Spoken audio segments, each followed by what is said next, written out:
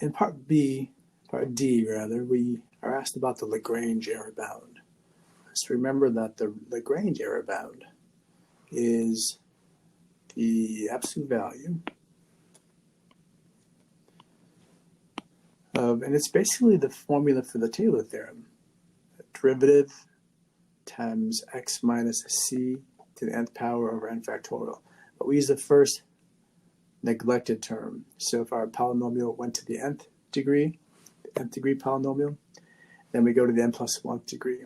And we know that this value exists where it'll be exactly equal to the error, some value of z, the n plus 1th derivative of z, where z is between where the function is centered, 1, and where we're evaluating 1.1. We call that this Taylor series is approximating the function, the natural log of x. So the error bound is the absolute value of the maximum or the 4th derivative of some value z between 1 and 1.1 for that z value times 1.1 minus 1, which is the 10th to the 4th power over 4 factorial. We can see algebraically that if x starts at 1, this value is negative 6, but then as x grows bigger, moves to the right, this denominator is getting bigger, so that the negative value is getting closer to the x-axis. Graphically, you can see that. Algebraically, you can see it. And so we know that the maximum of the 4th derivative between 1 and 1.1 will be at the endpoint 1.1. So substituting that in and simplifying,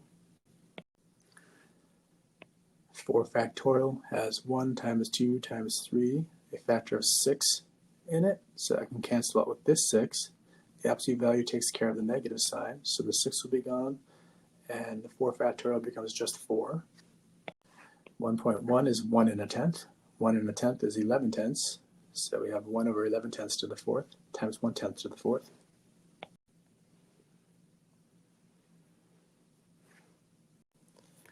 And there we have it. The error bound is 1 over 4 times 11 to the 4th.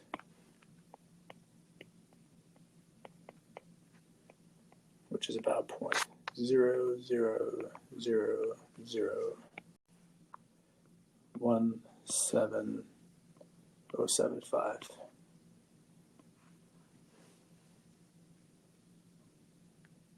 And that completes problem number 3.